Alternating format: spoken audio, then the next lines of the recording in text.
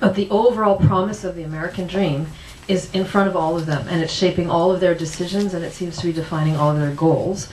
And of course, as someone who is also of Filipino heritage, I know very specifically that the American dream was a cornerstone of how the United States colonized the Philippines. The dream was force-fed, the promise of the dream was force-fed to Filipinos as a way to win cultural and therefore political allegiance to the Philippines. To the United States, I'm sorry. I grew up with a Filipino grandmother who moved to New York City and chased her American dream very seriously, and destroying, I would argue, her family in the process. And so for me, as I was reading the book, I couldn't help but think, is this one big cultural critique and perhaps condemnation of the American dream, and very specifically of the American dream as it was and is experienced by Filipinos, because the Filipinos are the ones who have shouldered the burden of the American dream for over 100 years now as the recipients of American colonial power. So I was wondering if that's what it was for you. Well, so about the perspective of why I focused on the Philippines, I actually, when you say that, I'm like, oh, that's such a good answer that I should do. But I wrote about Filipinos because that's what I know, and it's I know many women like this from growing up, and then also from when I was raising kids in New York. But one thing I really did try to do, I'll step back. When I wrote the book, I had no interest in writing a screed. And I didn't want to get on a soapbox. And so I have 4 narrators, I now think, although it was quite an organic decision, but because I wanted to show different perspectives, including one of the main characters, Mayu, who runs the farm, who believes in the American dream still, believes in the system, and I really tried to humanize her and not make her a villain. Now, some readers have told me they still think she's a villain, but other people tell me she's their favorite character. And the reason why is I definitely have my views about the system that we're living in.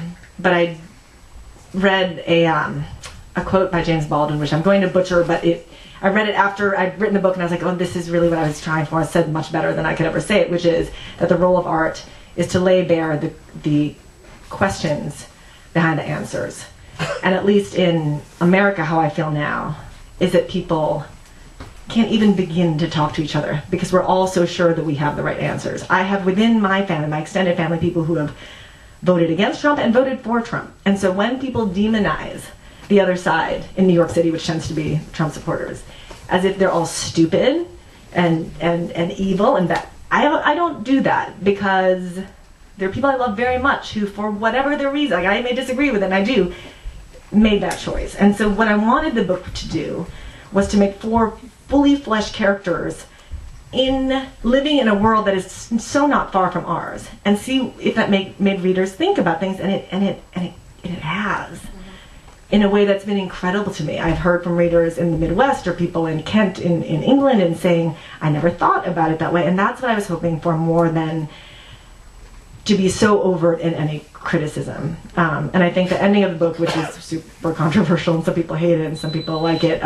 but it's been interesting to the ways it's been described by different readers. Some people say it's devastating. Other people find it happy, which is a little surprising. I mean, that shows you my view, but that's what I wanted. I wanted people to have different reactions, because I think it says a lot about how they see the system and the justice or lack of it, if that.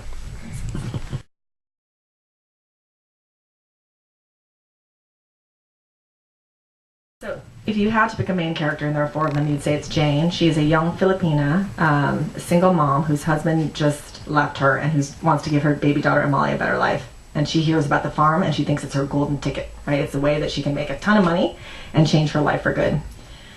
And the story really started with her. In that year and a half that I was writing these bad short stories, hers was the only little tiny thing that made any sense to me. The rest of it was really bad. And I think that's because, especially when I was raising kids, meeting women who were helping people raise children who were so much better off than their children that they hadn't seen in decades, was a kind of compartmentalization that I was like, how do they do that?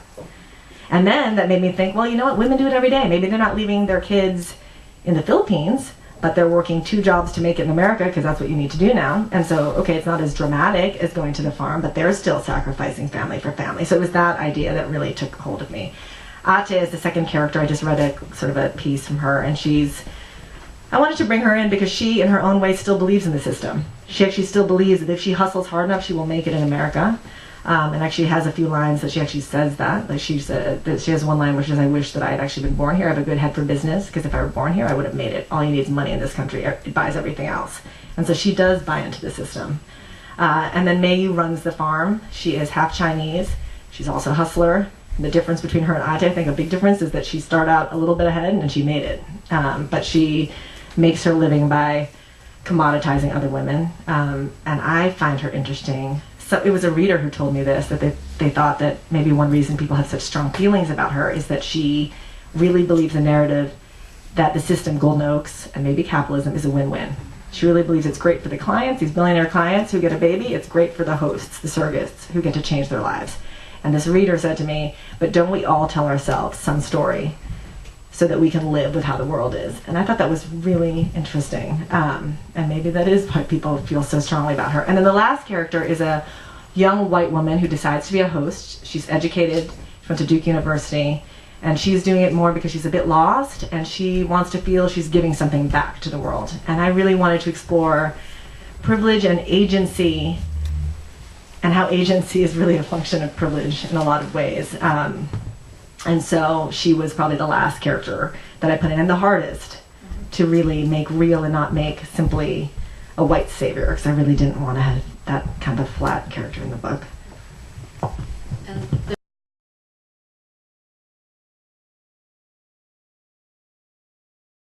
nurses and hiring nannies and their lives.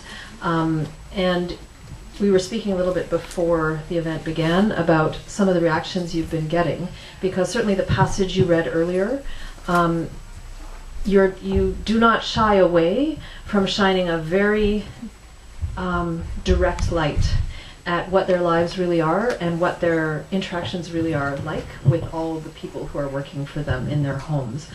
I'd love to hear more about some of the reactions you've been hearing, or even were you afraid of the reactions? Are the reactions you're getting the reactions you thought you would get?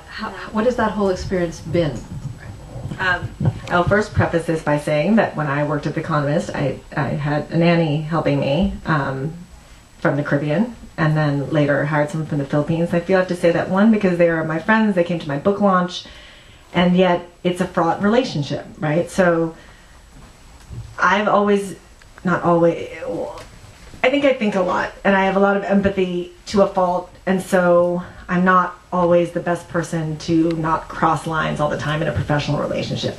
And I feel like maybe it's harder to work for me, being someone who's chatty and wants to know about your kid. And that made me think about things like, when I have said in the past, which I don't say anymore, and almost every person I know who's hired a nanny has said to me, "Well, she's family." I'd like to interrogate that. What does that mean? Are they family? Would you treat them like that? Isn't it better? Why don't we just say, "I try to be the best boss I can be"? Isn't that more honest? And that's the kind of stuff I wanted to explore. The reaction that Lisa's talking about is that since the book came out, I've had at least half a dozen women, maybe more, who I don't know very well, reach out to me or email me and say that when they read the book, especially the chapter that I just read, that made them think about the baby nurse they had 12 years ago, or the nanny they still have, or the housekeeper they have, and how did I treat her, and how did she see, and it's been interesting, in part because I don't know how to respond, because I can't really give anyone absolution for any regrets they have about things, but that's what I hope for the book, is that and that's why I try not to demonize any of the characters in the book, because I think that most people, not everyone, but most people are trying the best they can and maybe have certain blinders on so they don't see it. And had I made the wealthy people in the book evil, which I don't believe anyway, I don't know that these women would have seen themselves in it and looked at themselves in the mirror. But when I was in the UK, I did some BBC radio shows, and one expert who was on a show that was about my book talked about, she described as intimate inequality, the intimate inequality of the household. And I just think that is such a difficult and fraught relationship, because it is the most intimate act almost you can have with someone, is helping to raise your kids, but it is unequal, and the power balance is so different. And it was just something that I really wanted to explore. And do right by both sides. Do right by both sides.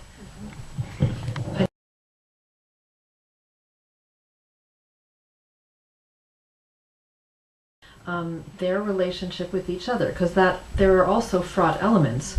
Ate is Jane's cousin, but Ate is definitely in a superior position. The very fact that Jane is calling Ate Ate rather than her name is because Ate is a signifier of, oh, you are in a position of authority to me. And so Jane trusts Ate intimately, but then there is a point where we start to get very uncomfortable. Certainly I did as a reader, because we're realizing, is Ate betraying Jane, or is Ate not loyal to her, but Jane is so loyal to Ate?